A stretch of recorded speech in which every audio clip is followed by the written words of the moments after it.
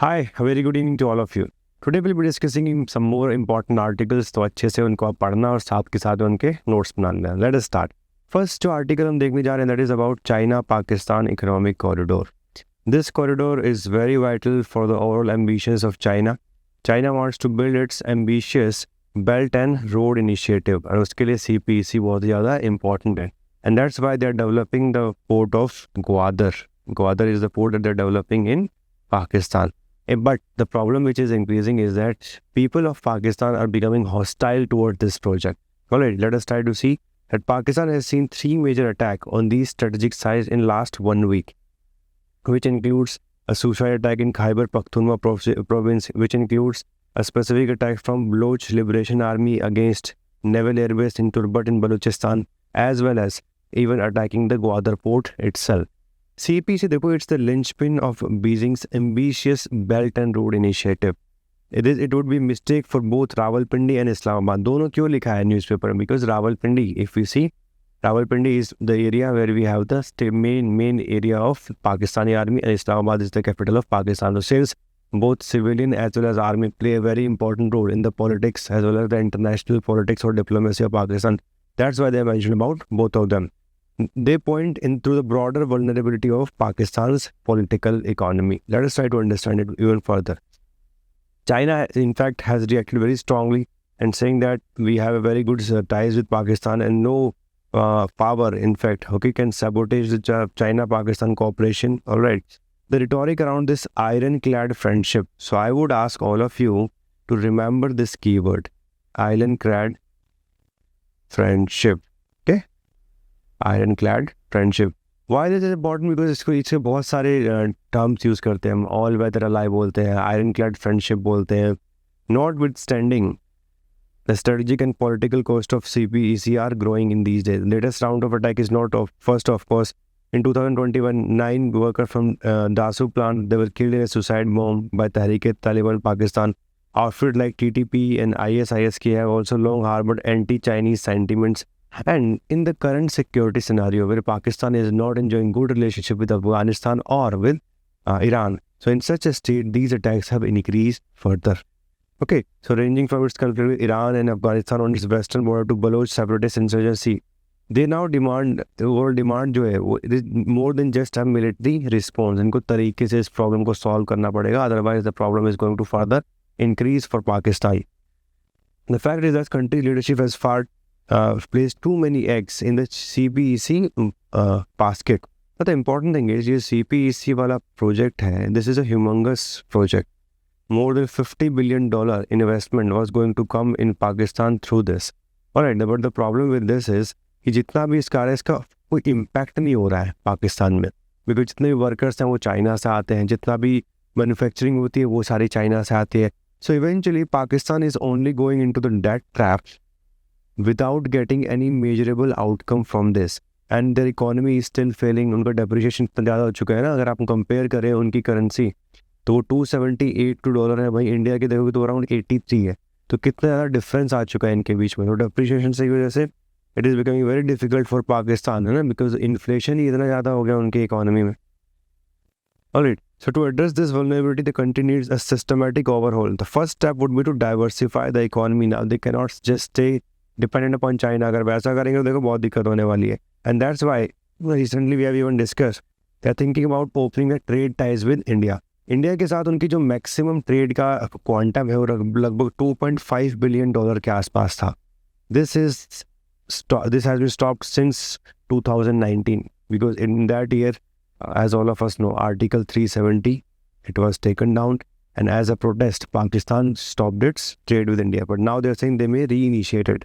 It would display to the global community that Pakistan's leadership has the capacity to keep parochial political rhetoric in its place for the sake of economy, है ना. तो इनसे ऊपर उठना पड़ेगा. Anti India करके कुछ मिलने वाला है नहीं लॉन्ग टर्म में. तो व्हाट इज इम्पोर्टेंट, आप कम से कम इकोनॉमी के ऊपर ध्यान दीजिए, and in fact focus on creating a broad-based economy rather than just standing upon this CPEC and thinking that this is going to be the panacea for Pakistan economy. It is never going to happen like that. So make sure आप इस article से कुछ चीज़ समझ लिए. 2-3 बार question आ चुका है CPEC वाला mains में. एक बार क्वेश्चन आया था हमारा IR में पेपर 2 में, एक बार आया था इंटरनल सिक्योरिटी में पेपर 3 में, तो दोनों में ये आ चुका है जीएस में, ठीक है। तो I would request all of you कि इस प्रोजेक्ट के बारे में और अच्छे से जानिए, and you can use the keywords like it is becoming a fragile corridor, right. बहुत अच्छे अच्छे कीवर्ड्स न्यूज़पेपर्स में आते हैं which can further improve your answer writing. Next जो हमारा आर्टिकल है, this is about with respect to the Lancet report. We have already discussed it one in the experience section, तो उसी के ऊपर थोड़ा सा एक्स्ट्रा उन्होंने फोकस किया है। The question with respect to the falling fertility rate in India. तो इंडिया में जो फर्टिलिटी रेट है, अगर हम बात करें 2019 की, तो this is come to around 1.9 तक हम ऑलरेडी आ चुके हैं already. And if we foresee the future, तो इस रिपोर्ट के हिसाब से by 2050 it will come to 1.3। So already we have fallen below the replacement level. Replacement level क्या होता है? 2.1 हम उसका रेशियो लेके चलते हैं। India will turn into an aging society in the next 3 decades, है ना। तो अगर हम बात करें अगले 30 साल में, तो हम आराम से because TFR is going to further reduce all the way up to 1.3. 1 in 5 person India will be aged above 60% in 2050. तो रफली अभी क्या है ना, इंडिया की एजिंग पॉपुलेशन अबव 68% के आसपास है। This is going to increase all the way up to 20%. तो एजिंग देखो अपनी सोसाइटी में होने वाली है। And this is not the first report which is talking about demographic shift. Even UN population fund ने रिपोर्ट दिया था that the number of elderly people they will more than double by the mid century. So right now if we have 150 million, they are going to increase all the way up to 350 million तो by the mid century। तो रफली वही more than double है। अगर हम 8% अगर census की बात कर रहा हूँ मैं 2011 की, तो अब तो थोड़ा सा और बढ़ चुका है। अगर हम बता रहे कि अब हो सकता है लगभग 10% के आसपास एल्डरली हो चुके हैं। तो दिस इज गोइंग टू रफली more than double by 2050। This gives a very important message for harnessing India's demographic dividend. Demographic dividend में बहुत दूर नहीं रहा है, 2040s 2030s late 40s beginning तक ये बिल्कुल पीक पे आ जाने वाला है। And as we have seen even yesterday, every year 7 to 8 million youth they are becoming part of the economy. उन सबको अच्छी जॉब्स भी प्रोवाइड करनी है, फार्म सेक्टर से दूर की जॉब्स प्रोवाइड करनी है। तो उसके बिना देखो इंडिया कहाँ डेवलप हो पाएगा इतना। So they have given example of China that in China for instance the proportion of working age population crossed 50% in 1987 and peaked around the middle of last decade. This was also the period when the country registered impressive economic growth, and eventually thereafter their working age population has contracted by roughly 40 million. सो जब एक बार working age population देखो कम हो जाएगी, तो eventually जो growth rate है वो कम होगा, बिकॉज वर्किंग हैंड कम हो जाएंगे ना पूरी इकोनॉमी के लिए। In fact in the last 60 years है ना, we have seen that in developed nation की अगर एक बार रिप्लेसमेंट लेवल से नीचे गिरता, इट इज़ नेक्स्ट टू और impossible to increase the overall total fertility rate. India में अभी 1.9 है। Working age population in India is going to peak by the late 2030s and early 2040s. Policymaker must therefore utilize this window to maximize the demographic dividend, just like China did it from the 1980s onward. And that's why we have to plug all the problems. जैसे कि skill deficit है, India में skills की बहुत कमी है, knowledge economy में बहुत सारे गैप्स हैं, उन सबको हमें ध्यान देना पड़ेगा। एंड अच्छी जॉब्स निकालनी पड़ेंगी away from the low paid informal sector. And then going ahead, they have to also ensure adequate social security and healthcare provisions for the growing elderly population and create opportunity to harness their skills effectively. In fact, there is a concept which is known as second demographic dividend. This second demographic dividend is referred to those people who are above 60. ठीक है? So many countries like Japan, तो वो उसको मानती हैं कि भाई वो भी पार्टिसिपेट कर सकते हैं, लेकिन उनके हिसाब की जॉब्स होनी चाहिए. So jobs that will be created for them, those who are above 60, they should be as per their mobility, as per their intelligence, उस हिसाब से होनी चाहिए. तो वो भी हमें सोचना है अगर हम उनको भी प्रोडक्टिव तरीके से देखना चाहते हैं. तो ये सारे कंसेप्ट आप प्लीज़ याद कर लीजिए. जब आप याद रखेंगे तो अच्छे से आंसर्स लिख पाएंगे. So policymakers have to think a lot about demographic shift in all its dimensions. These are the two important articles जो मुझे लगा जो आप लोगों को पढ़ना चाहिए अच्छे से और उसके हिसाब से करना चाहिए. थर्ड जो हमारा article it is about taking on the big tech. So this article is talking about the big four, जो बड़ी बड़ी companies है, which includes Alphabet, which includes Apple, which includes your Meta, Microsoft. So ये जो companies है, they have become too big. इनकी अगर आप market capitalization देखोगे, it is more than $1 trillion. उससे ज़्यादा है इनफैक्ट. अभी तो एनवीडिया भी इस लीग में आ चुकी है. सो how to control, how to ensure that such company do not create monopoly and then eventually they're able to take whatever they wish. जैसे कि अल्फ़ाबेट का भी केस आया था, उन्होंने काफ़ी सारी इंडियन ऐप्स को प्ले स्टोर से हटा दिया कि भाई you are not following our billing system, हम आपको हटा देते हैं. But this is just like misusing your monopoly, because बिना गूगल के अकाउंट के आप प्ले स्टोर चला भी नहीं सकते हो. इनफैक्ट सारा प्ले स्टोर उसी के ऊपर डिपेंडेंट है, पूरे एंड्रॉइड पे मोनोपोली है इन लोगों की. That's why it is important. And similarly EU, European Union अभी एक एक्ट लेके आया है with respect to this, and they have started proceeding against such companies which are misutilising its overall resources. The article which is written by Mr. Rajat Katuria is with respect to this. So what he is saying that the dispute between big tech Goliaths like Google and a host of Indian firms is neither new nor unexpected, and he eventually everybody can predict that this is going to happen time and again.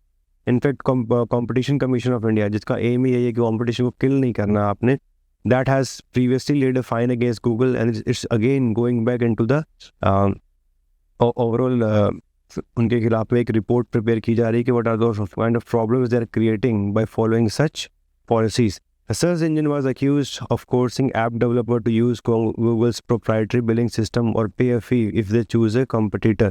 Either way, you pay eventually, है ना? And this monopoly over Android is something which is humongous. And if the developer refused to comply, Google removed the offending apps only to reinstate them after the public outage. तो काफ़ी सारी apps को इन लोगों ने हटाया था. And right now, even the Director General of Competition Commission of India is going through investigation, and even next 60 days में एक रिपोर्ट फाइल करने वाले हैं इसके ऊपर. अब गूगल देखो कोई एक लोन वुल्फ नहीं है. The same kind of things are going to happen time and again. अब हमें ये देखना है इसको हम किस तरीके से रिड्यूस कर सकते हैं ना, कैसे रिड्यूस कर सकते हैं. That's why we have to at least look at those companies which are more than $1 trillion जिनका डिजिटल है.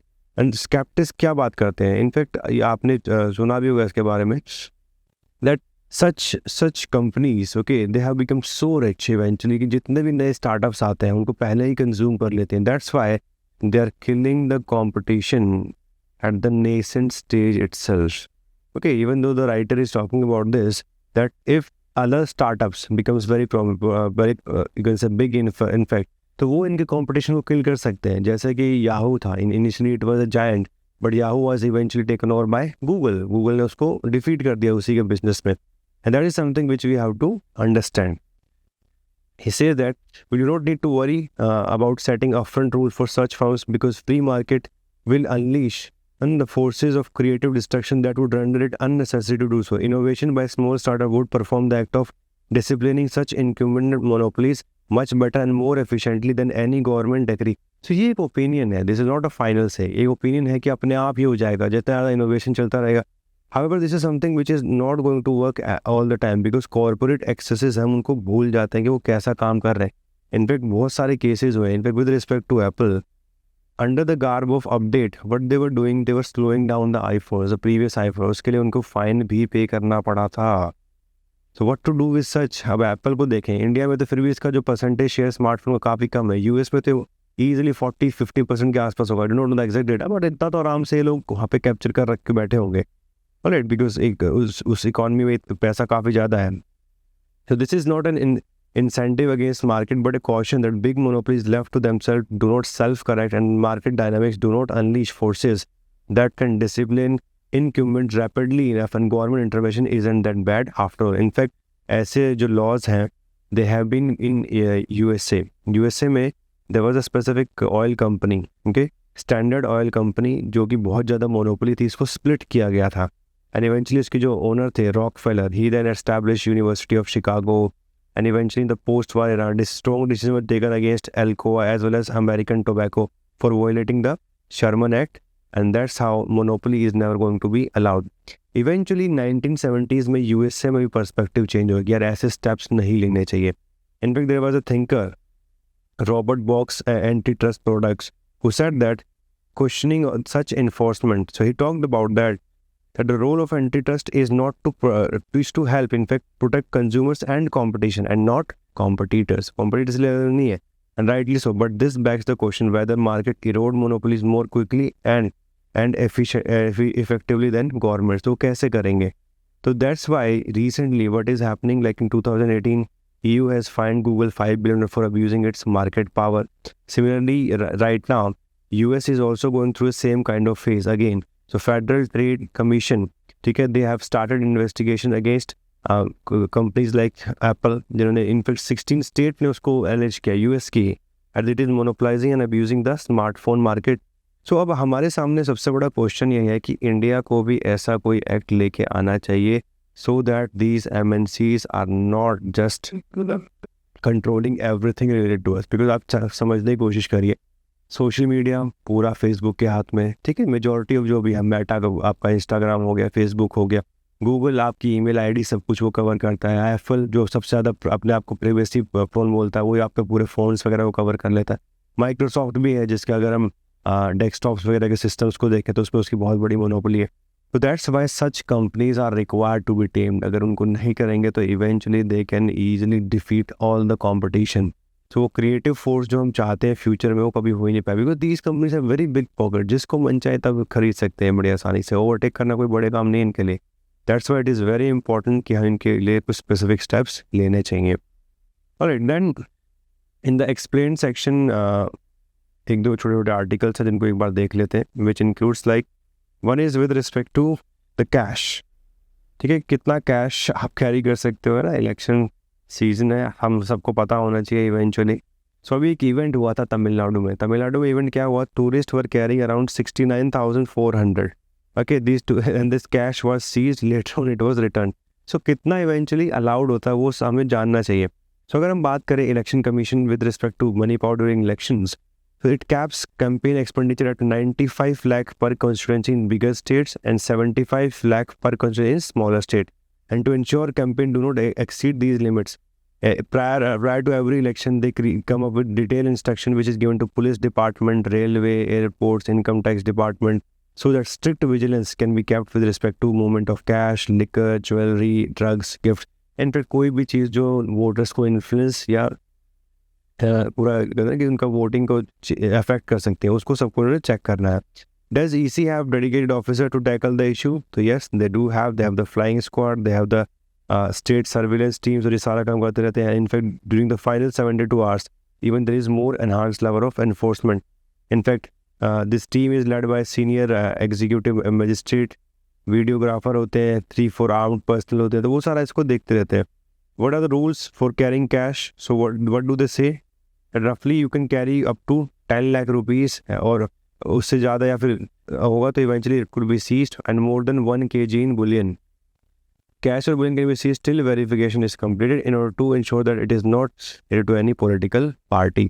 और अगर आप किसी पॉलिटिकल पार्टी के वर्कर हैं ना, तो eventually you can carry only up to 50,000 in cash. Alright, अगर उससे ज़्यादा कोई भी कैश, ड्रग्स, लिकर होगा एक्सेट्रा, एक गिफ्ट हो गया more than 10,000, that can be instantaneously seize, and in fact even CRPC can be utilise to file a case against you. What happen after the seizure, eventually district level committee होती है to monitor the grievances. अगर वो genuine है तो उसको छोड़ देते हैं, otherwise further action is taken with respect to elections में क्या आप रोल प्ले कर सकते हो. Okay, then there is a very important article that is with respect to governor. उस पर हम पहले भी बात कर चुके हैं that with respect to governor, 2 states, Kerala and Tamil Nadu, they have approached Supreme Court.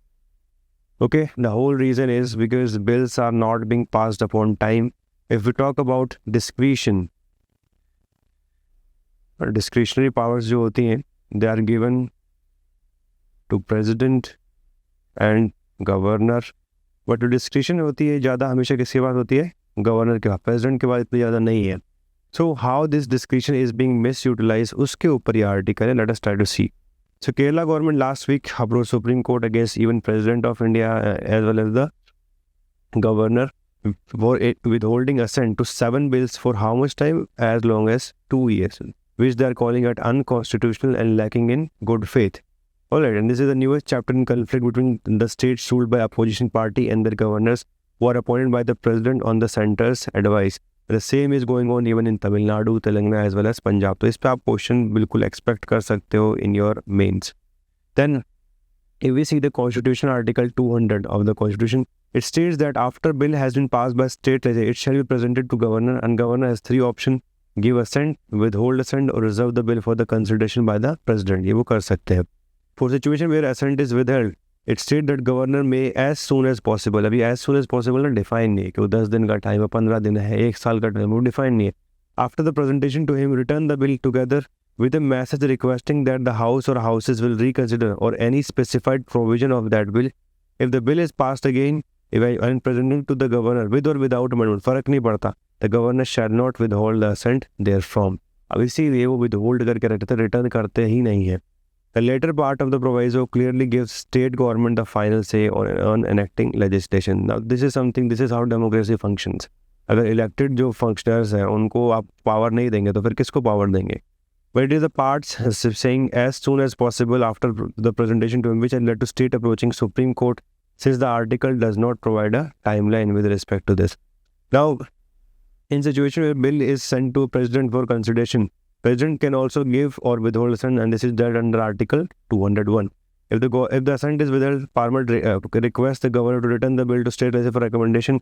The state government has 6 months within which they have to reconsider and then they have to pass it. If the bill is passed again and eventually reaches the president, लेकिन इस time में president के पास कोई obligation नहीं है कि वो उसको असेंट दे ही दे. They can again eventually tell them to reconsider. This is the only situation where state government do not have in fact the final say in their own law making process. So if we talk about Indian federalism, why do we call that Indian federalism is quasi federalism in nature? The reason यही है कि centre के पास power ज़्यादा हो जाती है than states, even in this case कि उनके बिल्स को हम स्टॉप कर पा रहे हैं. Alright, and that's something which is happening time and again. The petition is arguing that decision to keep bills pending are violative of Article 200 by not making decision as soon as possible, and governor has subverted the functioning of state legislature and rendered its existence itself ineffective. And the same has been claimed with respect to even our president that she is not passing those bills, and eventually फायदा क्या है? This is the violation of the Article 201. So if we see the situation in other states, so we can see that in case of even Tamil Nadu, R.N. Ravi, he has taken decisions with respect to 10 bills, तो वो भी उन्होंने pass किए हैं. But this has become a very big challenge for India's federalism. States like Kerala, Telangana, Tamil Nadu, all are facing problems. And Mr. R.N. Ravi, he was in fact even in controversy with respect to not allowing the foreign minister K. Ponmodi to get the higher education charge, considering that he has violated the constitutional morality by doing any kind of corruption, even though Supreme Court ने stay कर दिया था उनका sentence as well as जो उनके charges थे. Then Telangana में the same story happened where the governor Tamilisai Sundarajan, she refused to assent to 10 bills. Eventually when they went Supreme Court, उसके बाद assent उन्होंने दे दिया था. So this has become something of an issue for all the states which are being ruled by the opposition, including Punjab. Their 4 bills have not been passed. So this is where now the Supreme Court is now required to come up with a firm stand कि भाई ये चलेगा कैसे? Because in federalism, center and state are required to work together. है ना? We talk about cooperative federalism. So how do we see this cooperative federalism to go ahead? अब ऐसे situation अगर बार बार चलती रहेगी तो so constitutionally this is unsustainable. ये unsustainable, ये sustainable है ही नहीं. That is what we have to see. या तो बिल्स के हिसाब से प्रॉब्लम है तो proper suggestion should be given and they should be return on time, और इनफैक्ट अगर कोई रिजेक्ट ही करना तो फिर टाइम इसको रिजेक्ट करना चाहिए, राइट? ऐसे 2 साल तक करने के बाद करेंगे तो इवेंचुअली प्रॉब्लम बढ़ती ही चली जाएगी. One more topic has been in news, it is with respect to from birds to animal, it is about avian influenza. So we are facing this avian influenza in many parts of USA. In fact, since 2020, it has killed tens of thousands of seals and sea lions in a vast area from the coast of northeast US all the way up to Chile. And the virus which is becoming problematic, it is H5N1. UPSC इसके ऊपर already पूछ चुका है. Prelims में ऐसे question आपसे आ सकते हैं कि what is H5N1 related to. ठीक है, so this is what you need to remember. It is avian influenza or a kind of bird flu, and this is something which is going on in different parts of the world. और अभी currently बहुत ज़्यादा problem इससे हो गई है.